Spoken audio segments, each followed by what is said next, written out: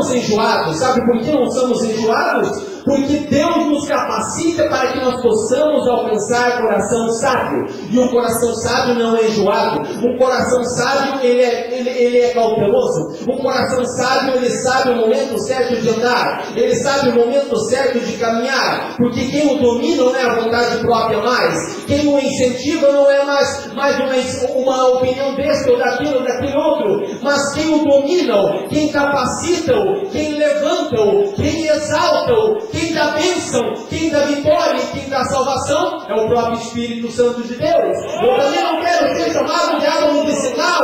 Ah, sim! Eu vou ser água medicinal, sim! Por quê? Porque em mim jorra rio de água viva. Porque na tua vida também o rio da água viva, o pão que desceu do céu, Jesus Cristo, o único Filho, Ele está sobre nós. Como ele diz na grande comissão, ide por todo mundo, pregai o Evangelho a toda criatura, quem crer e for batizado será salvo, e quem não crer será condenado. E todos os sinais acompanharão os que crerem em meu nome.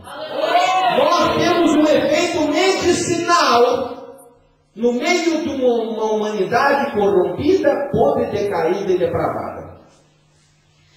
Nós temos esse poder medicinal que não é nosso, porque é Deus que nos dá. Não merecemos, porque é graça, que é favor imerecido. E porque confiamos em Deus, que somos parte de uma grande comissão. Se você e eu, nós acreditamos, nós acreditamos. Então já tiramos o ser. Sabemos então que o grande Deus está conosco. Quem quer ter coração sábio para conhecer os seus filhos? Deus ensina-nos a conhecer os seus dias, para que possamos alcançar coração sábio. Certa feita, Nabucodonosor achava que porque ele era todo o governo, todas as nações, todos os reinos conquistados naquela época por ele, isso elevou o ego dele. Porque a biblioteca dele é uma das mais famosas da época. Talvez porque suas vestes reais eram as melhores. Ou porque um dos jardins suspensos da Babilônia era uma das grandes 7 maravilhas do mundo daquela altura. Ele cresceu. Ele achou que tudo estava a favor dele.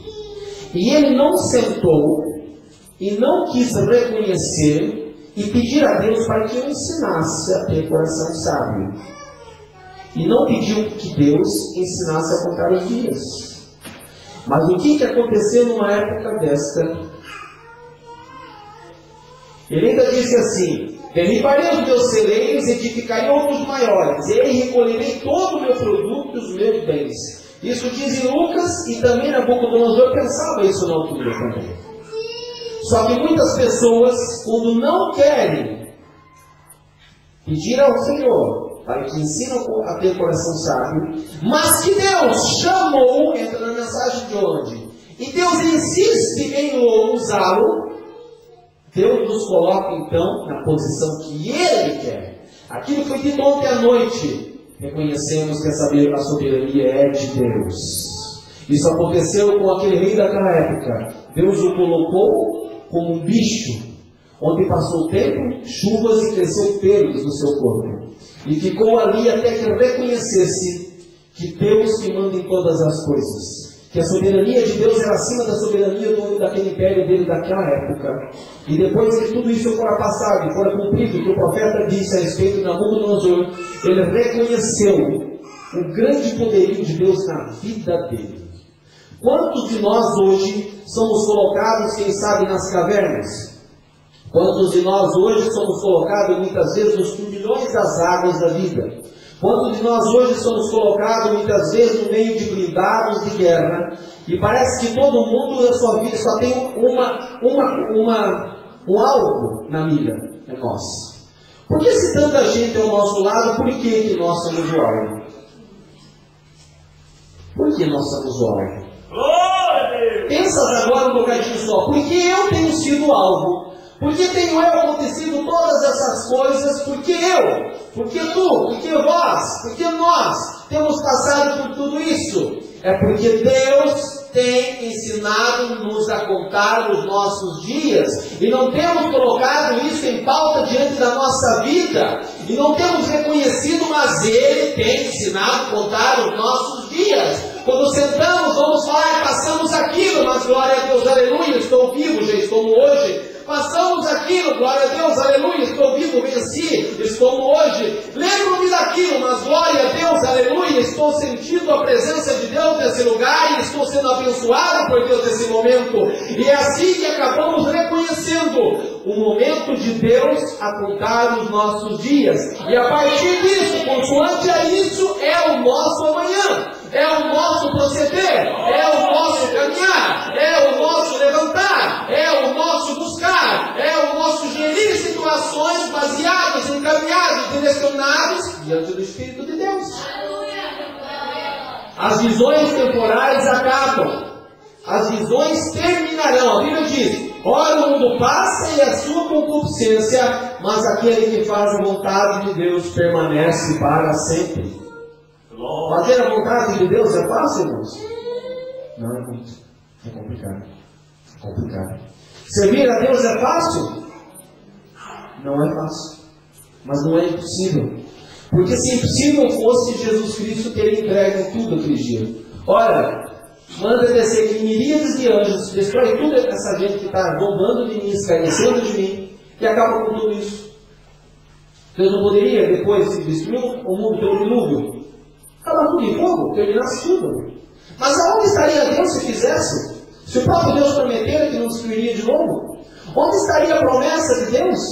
Mas a própria palavra do Senhor diz que Deus vela pela sua promessa e pela sua palavra, mesmo que muitos nós a tenhamos por tardia.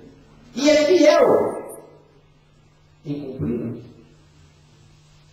Será que nos milhões que eu passo, que vós passares, será que Deus está olhando para si? Deus está. Ontem, quem não veio perdeu. Nós vamos repetir ontem. Pastor Deus, você também gostou da história que eu disse ontem, já para passar para nós? A iniciação de um jovem da tribo norte-americana do Cherokees. Eles colocam um menino no alto de uma montanha sentado. E ele fica a noite toda vendado e não pode tirar as vendas dos olhos. Seja que venha um leão, seja que venha um chacal, seja que venha um lobo, seja que venha um animal qualquer, uma besta qualquer, ele não pode dali sair. E passa a noite toda, com chuva, tempestade, não pode tirar a venda. É o grau de iniciação para que ele seja reconhecido como homem da aldeia. E nenhum menino pode dizer ao outro o que se passou, qual foi a experiência que ele teve. Mas quando ele passa toda aquela tormenta, aquele medo, talvez até exagero o medo, né? Talvez até o cafezinho da questão leão, mas o medo é imenso, né? E a gente trabalha. Quando chega pela manhã, ele tira as vendas. No alvorecer aparece um novo velho do dia. E ele tira as vendas e quando ele olha, o pai dele sempre estava ali. O pai dele sempre estava ali. Ali estava o pai dele a noite toda, velando por ele, olhando por ele, e sabendo que ele estava ali e que ele confiou em jamais tirar a venda até o momento certo. Será que nós, como igreja do Senhor, temos tirado a venda no tempo certo? Muitas vezes, irmãos, igreja do Senhor, nós não tiramos a venda no momento certo. Tiramos a venda à nossa maneira, a nossa bel prazer, ao nosso bem-estar. E é o momento que quando nós tiramos a venda de Deus, se caramba de ficar com a venda que pelo menos não olhar o que está acontecendo agora.